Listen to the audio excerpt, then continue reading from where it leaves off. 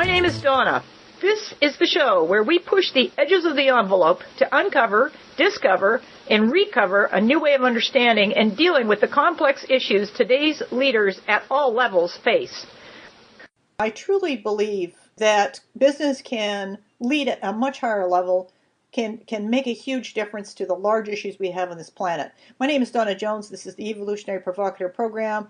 Under traditional management, 4 out of 5 employees will never reach their full potential, which represents a loss of about $450 to $550 billion loss of disengagement for American companies, never mind companies in the rest of the world. That's a big number. With me today is Michael Pakinowski, who has spent 29 years as a full-time associate at W.L. Gore, which is well known to be a bossless company, which for some people represents anarchy.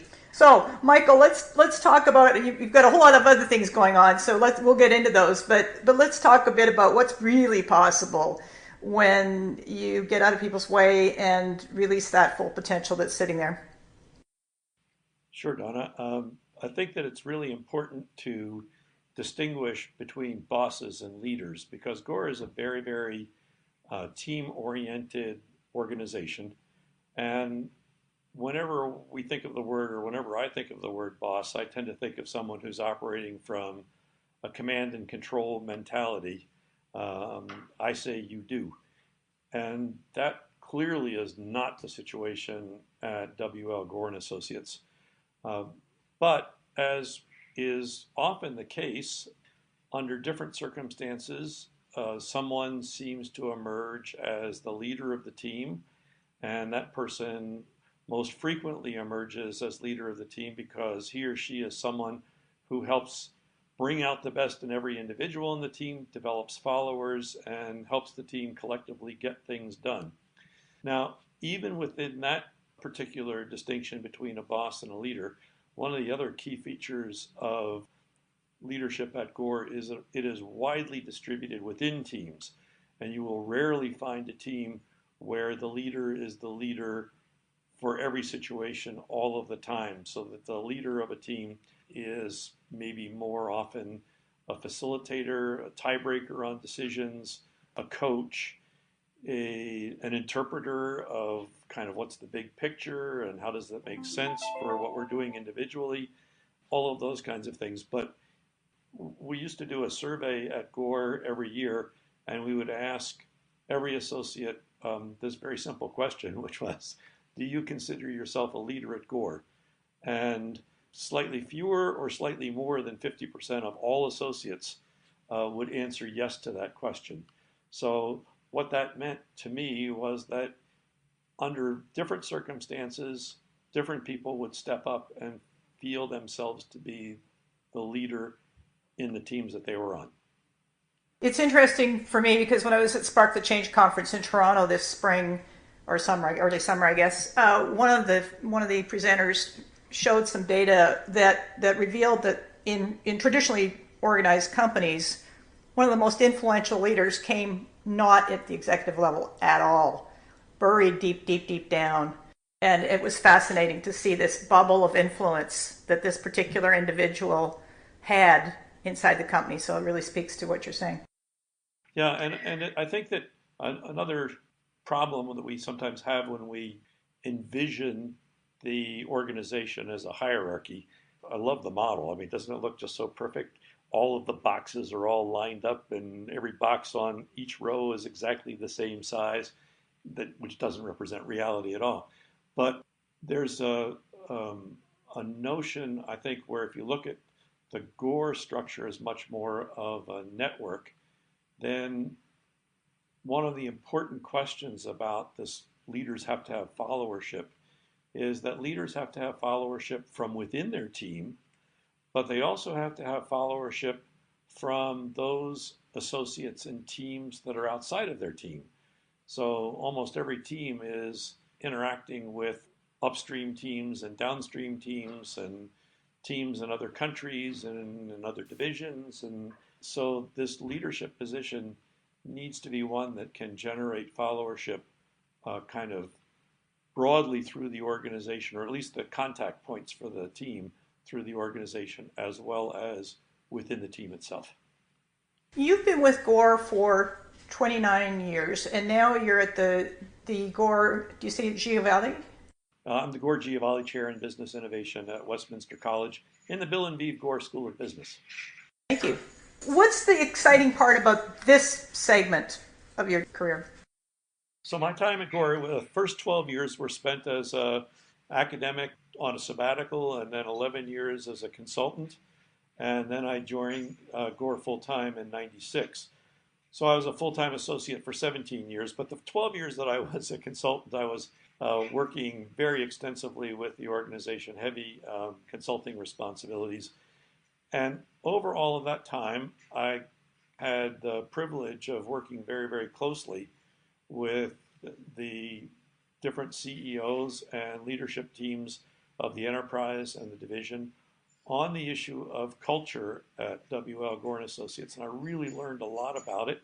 And I learned how the culture in some ways maintained its coherence and its consistency by staying focused on or staying true to certain core values and assumptions and principles, but also was capable of evolving and adapting to challenges that might come from the external environment or challenges that might come from the internal environment. I mean, Gore, when I started working at Gore, it was at about 4,400 people, associates worldwide. Now it's at about 10,000 associates worldwide. So you can imagine some of the growing pains that would have been involved in all of that. And over all of that time, I had, this great personal transformation of having been in very command and control hierarchical organizations to now working in a place where I felt like I could get things done. People would be helpful. I could be helpful to others. Politics was virtually nil. People were absolutely supportive of one another's success. And that was like a new experience. It was transformative. I was very, very excited by it. So after all those 29 years, and especially towards the end of my time at Gore, my focus was on helping leaders in the organization understand and articulate the culture and the competitive advantage that the culture brought about, and how to live the culture, and how to understand how to talk with others and kind of work within the culture. And I realized that, here I'd been doing this with Gore for all of these years. It was time to perhaps pay back or give back to a broader audience than just the associates at Gore on the kinds of lessons that I had learned. I had been an academic before I did those years at Gore. And after all of my time at Gore, I felt like I had learned something that I believed in so deeply. I could now call myself a professor because I really had something to profess. So I had this opportunity to apply for a position for the Gore Giovanni Chair. It's an endowed chair in the Bill and Vive Gore School of Business. And the idea was that here was a school named after the founders of W.L. Gore & Associates. But the connection to the thought and legacy of Bill and Vive Gore was a little bit tenuous, and probably getting more tenuous with each passing year. And the idea was, how could we not archive what Bill and Vive thought and said, but use that as a springboard, because their fundamental belief, I think, was what we have kind of used as our tagline, our mission statement for the center, which is helping organizations thrive by unleashing the talent, passion, and potential of people at work. Bill and Vive were absolutely convinced that work could be fun, that work was intrinsically motivating. People liked to work together in teams and collaborate. People wanted to help each other, and you just had to create the right environment and the right leadership structure that would allow that to happen. And so that's what we've been kind of trying to do at the center, is understand that, not just in terms of my own experience at W.L. Gore & Associates, but in terms of other organizations, in terms of thought leaders who are doing interesting things, in terms of practitioners and consultants who have tackled various of these problems. And it's been really fantastic for me because I keep running into more and more really interesting organizations that I think have the same spirit as what Bill and Vive were kind of all about, and yet the practices could be very, very different.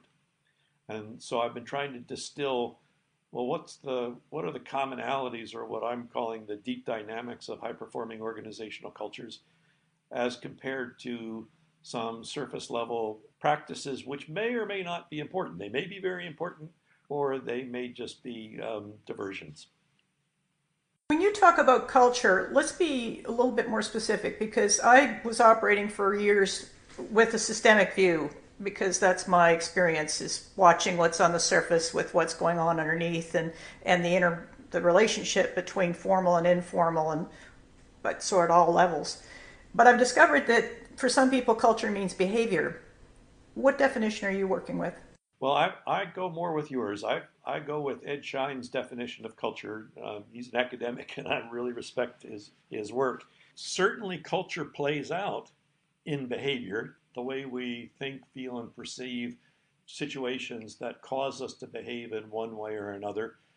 But I think that the folks that want to limit culture to just behavior, just talk about behavior, don't grasp the importance of individual and collective sense making as determinants of what we do.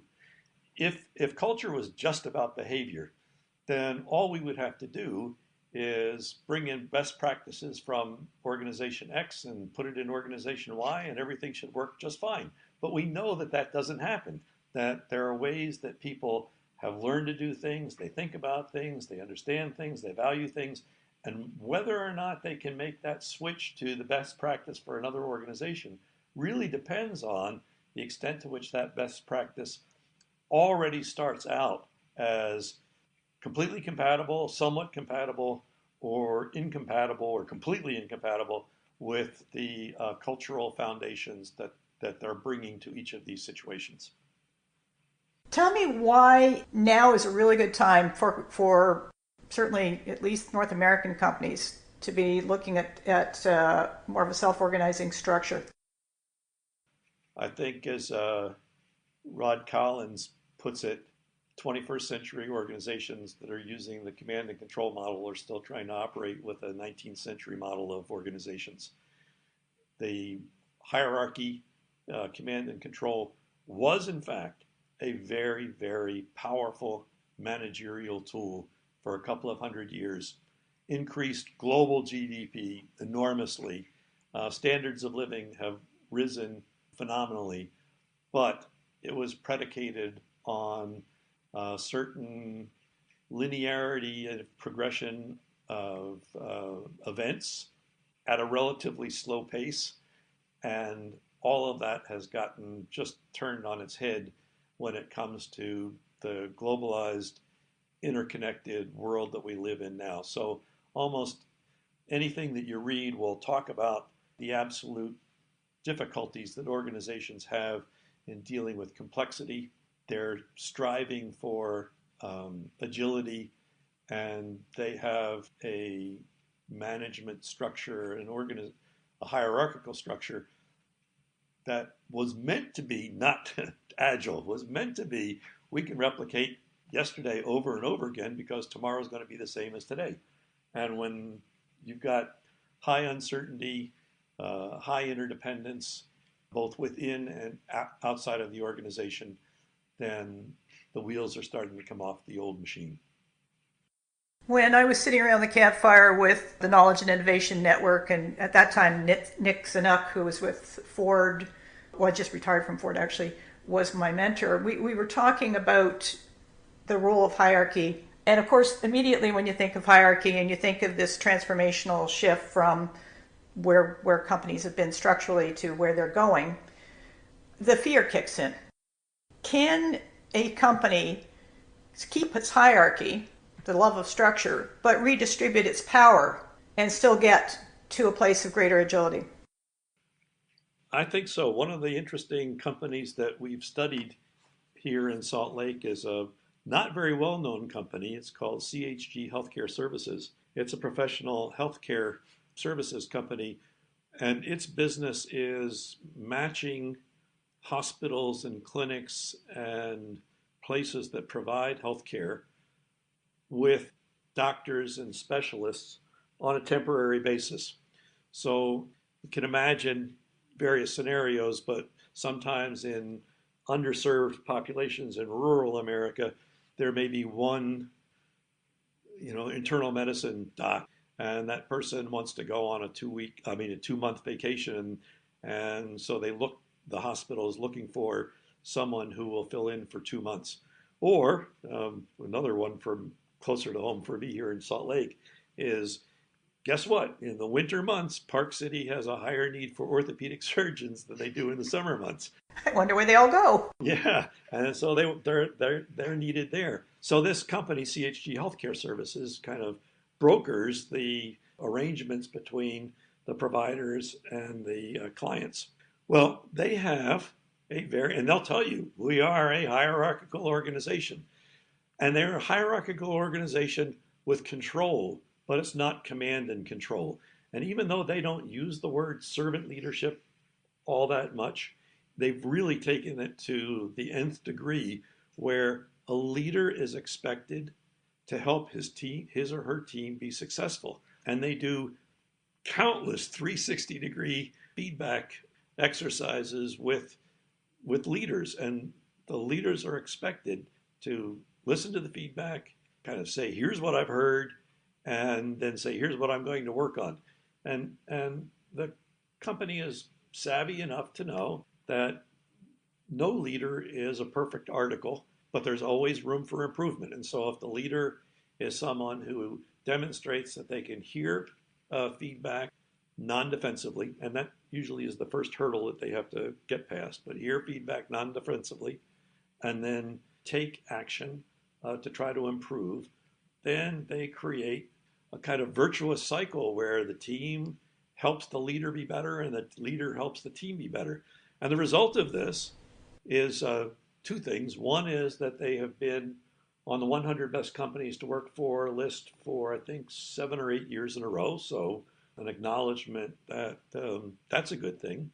But more interestingly to me, or equally powerful to me, is the fact that in this industry, this kind of temporary placement industry, the turnover for those frontline people who are in touch with the providers and the client locations, that turnover runs between 50 and 60% per year. And when CHG first started on this path of trying to listen and change and improve, they thought they were doing pretty good because their turnover was about 45% per year among this frontline folks. Over the years, they've dropped the attrition rate by about 3 to 5% per year. And this year, their attrition was 17%. Now you can imagine the competitive advantage they have when their attrition rate of frontline workers is 17% compared to an industry average of 50 to 60%. They don't have to spend as much time hiring. The people that they have don't have to go up a learning curve. And one of the other things that's pretty amazing about that industry is that when a recruiter, that's what they're called, whether it's a client side or provider side recruiter, leaves, they take about 30% of their contacts with them. So there's a huge, huge financial benefit to CHG to have this model of lots of feedback and leaders responding to the feedback and leaders being mostly responsible for making sure that the team is successful. And it's visible and that everybody can see it. And so they're very, very excited about that. And yet they have all of the, they have the executive EVPs and VPs and senior VPs and all of that sprinkled throughout their organization. But the feel of the place is completely different. So what this starts to lead me into is the skill set, because, the structure just offers a structure, but it isn't necessarily the dictator of how people can work together. So what I hear in what you've just described in that particular example is both feedback loops, which is more than one, which is an essential part of any networked organization. And I'm also hearing peer-to-peer leadership, and I'm also hearing the practice of reflection. One of the other things I know is that companies that are high performance and adaptive to complexity and quite comfortable with dealing with surprises are highly intuitive. They've got a compass, they've got a navigational system that requires reflection, requires sensing before acting. What have you observed in the dynamic of these emerging companies who are starting to shift from controlling mentally to get everything done to letting go of control and opening up a much wider spectrum of intelligence? That's a great question. And so for me, I lived through 29 years at Gore, and I would say it was immediately obvious to me, but it was baked into the DNA of Gore that people would want to make fact-based, fact-based, data-based decisions, but it wasn't that simple. It wasn't just fact equals decision. The facts and the data actually drove discussion, and discussion drove judgment, and judgment drove decision. And that was right from the get-go with my experience at W.L. Gore & Associates, because the company was already 26 years in the running when I joined up. CHG is different. They're about 25, 26 years old, so they had been operating under the traditional model for 15 years or so before they made this transformation. And I haven't been with them long enough to witness how all of that transformation actually took place. But what I can tell you is that CHG puts a lot of time and energy. They make an investment in articulating their culture, in making sure that people understand the culture, and making sure that people understand how the culture supports their strategic intent. And so Scott Beck, who's the CEO of CHG, he'll say, our culture is our strategy. And he spends lots of time with leadership workshops talking about culture and how leaders need to act in CHG. And it's all about teams succeeding because they're able to take advantage of the collective knowledge and the collective spirit that comes from, teams that have leaders that listen and create psychologically safe places to talk and express your voice. And so much more information, knowledge, data, intuition, credibility, trust go into the decision process rather than just a set of numbers. Well, and realistically, the numbers are twisted anyway. Elsewhere on this program, as long as you're human, you've got 150 cognitive biases to bring to the table. So it's all an illusion anyhow. And I think that one of the things that's really important about cognitive bias is that we use that word and it sometimes has only a negative connotation. But one of the things that struck me very much in my time at Gore is that we would prefer to talk about that as a sort of a temperamental preference, and it could be cognitive or it could be emotional or it could be this or it could be that, and that what we would want in a good decision process is complementarity of cognitive biases. I've got my 5, you've got a different 5. Oh, that's really good because that means we're going to be seeing this differently. And as long as we can get that out on the table, that will be helpful. And oh, by the way, Sally over here is really coming from a much more holistic perspective, and Jim over there is coming much more from a kind of a personal, intuitive, emotional kinds of place.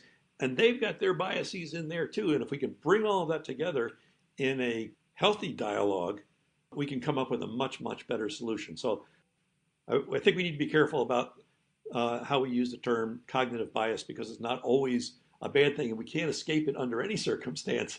So how do we take advantage of the strengths that different people have when they enter into these kinds of decision processes? Well, exactly, and I'm intrigued actually that it's perceived as negative because to me it's information. It's neither positive nor negative, but if you understand that you've got biases at play, then you can design your decision-making process to take advantage of those processes or to mitigate their whatever negative influences they may have. And unless you've got some understanding, then you can't really embrace diversity because you're too busy working at the unconscious level. Yes, I agree completely. Now let's talk briefly about the transformational arc. When you look at companies in the United States who are looking at the Center for Innovative Cultures or who are sort of stuck in their existing paradigm, what are they afraid of?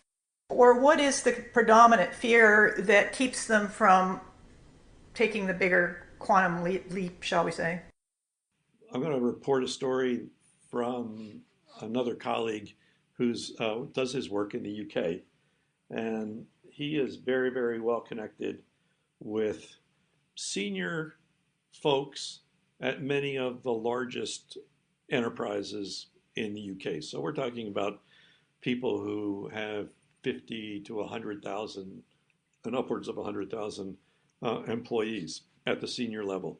And he's had some conversations where he can talk with these folks about the positive results of better engagement, stronger culture, so on and so forth. And he said, in all candidness, the kind of response is not so much a fear of losing control, although you might get that you might infer that from what they say. But most of these senior execs will say something along the lines of culture. I hear you, but I'm 58, 59, 60, 61, 62. I've got another 3 or 4 years left. This is not something I've ever learned to do. What I am good at is mergers and acquisitions, squeezing out another percent from the cost of goods sold, fill in the blank. And I really have so many burning platforms in front of me right now, I can't see myself getting up to speed to take this culture journey. And that's sad, but I can see the reality of that. I'd spent 40 years being successful doing something else. This would be a hard time to make that shift. So what it seems to be the case is that at least the people that we connect with the center are folks who already have the glimmer or have been trying to bring about that cultural transformation in their own organization.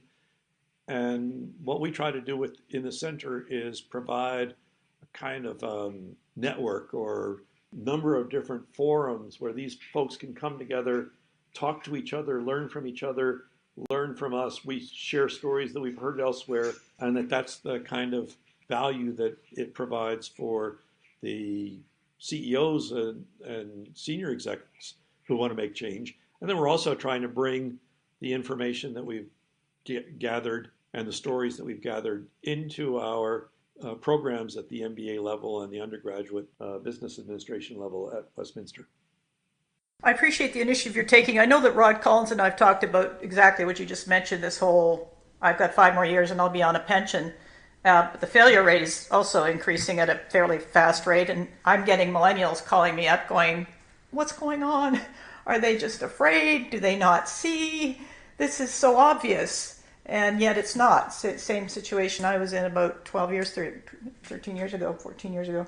Yeah, I had a chance to talk with a fellow who was a plant manager for a software development company, very well known, very large. And he was describing the hierarchy in his company. And it wasn't excessive. There were 7 levels of management. And he was at the number 4 level of management. He was responsible for a very specific project and kind of set of software development projects. And about 3,000 people, most of whom were co-located in one plant. And he said, I'm the last level in the hierarchy who can see the effects in the marketplace on any changes that we make. Above me, they're jockeying numbers around and spreadsheets. I'm the last person who sees what the impact is on customers. Which means the heads up is just not there. Yeah. Can't see it coming. Is there something we can do to change that? Well, it's going to change. I know. But I'm kind of hoping it'll be before they do the crash test dummy thing where you ran into the wall. Yeah. So the question is, for me, more, how do we accelerate it, and how do we help those who are interested and committed to trying to make this sort of change? And I think that, I'm sure that different people have different things that they can bring to the table.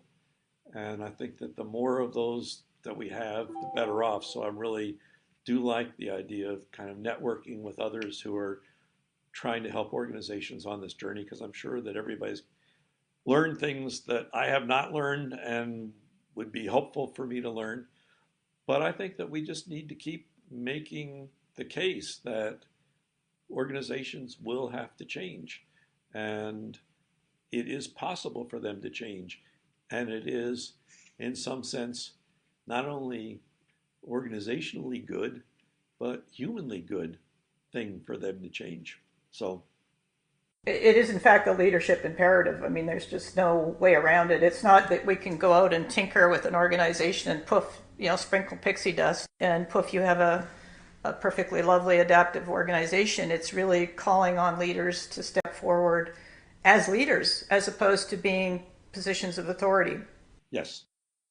You've got a conference coming up at the end of September. Do you want to tell us a bit more about that?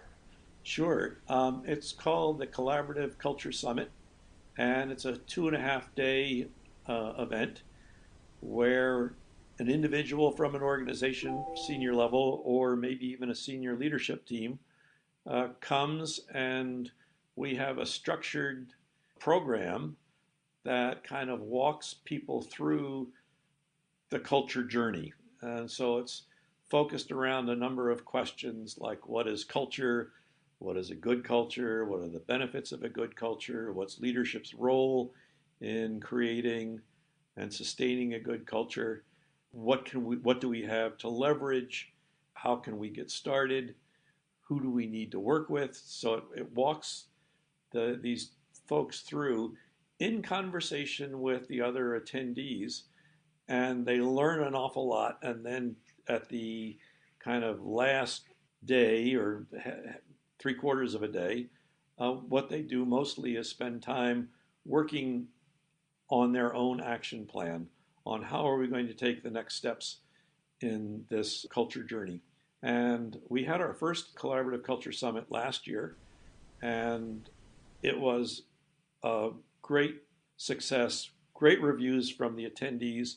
And one of the things that was, I think, most significant for us is people amazed at how much they could learn from each other. So I was talking earlier about Scott Beck, who's the CEO of CHG, and what a good culture company CHG was. And Scott kind of gave his summary statement at the end of the Collaborative Culture Summit, saying, we thought we were pretty far along on this culture journey, and we expected that we would come here and mostly be giving to others and didn't expect that we would get much back. But in fact, we're walking away with action items that will keep us busy for 12 to 18 months. I guess a statement of the value of this to Scott is that he is coming back again this coming year for second installment. So he can meet up with new people, and he's got a team of 3 coming with him, and they will both be givers and takers of wisdom in this culture journey. And we very much look forward to having other companies join as well. I think there's nothing like an opportunity to kick ideas around. We're really an experimenting process, so it's not as if everybody's got the answers. Everybody has a piece of it. But together you find out, well, what's going to work here and what's not going to work here. And that's really the fun part. Michael, thank you for being on the program. You're certainly welcome. I'm very honored that you asked me to participate. Well, thank you. I do want to say that if you want a taste of the leadership journey that happens at a personal level, working at a company like W.L. Gore, do listen to Letting Go of Control with Kevin O'Brien, elsewhere, another episode on the program, where he described exactly what happened when he moved from a traditional structure into W.L. Gore. And now Kevin and Doug Kirkpatrick and a number of others Suzanne Daigle, are working together to bring these cultural ideas to other companies. So, Michael, I'm really thrilled to have you, and I'm excited about what's ahead, because this whole series we've got on self-managed companies, it's not going away. It's the way that people can, or companies can, really plug into much more depth that they have already, but they're just running around on the top level, and to really benefit from these exciting changes we're faced, I think. Thanks for pulling this together. I think this is a very exciting project you have. If you are interested in this topic, I encourage you to listen to the other topics in this. There's liquid dipping into liquid O with Stelio Verzera from Cocoon Projects. There's a number of other very innovative governance structures that have everything to do with engaging people, allowing them to bring their whole selves to work and really contribute. For the Collaborative Cultures Conference, go to innovativecultures.org, and you'll find more information on that program there. My name is Donna Jones from insight2action.com. And when I say from insight to action, I mean it. It's really about bringing insights into the situations that you're in so you can see your way forward, whether it's making better decisions or leading at a much higher level, or deepening your relationship with yourself so you can bring more of yourself online and into the relationships both at work and at home. Thanks for joining me. See you again soon.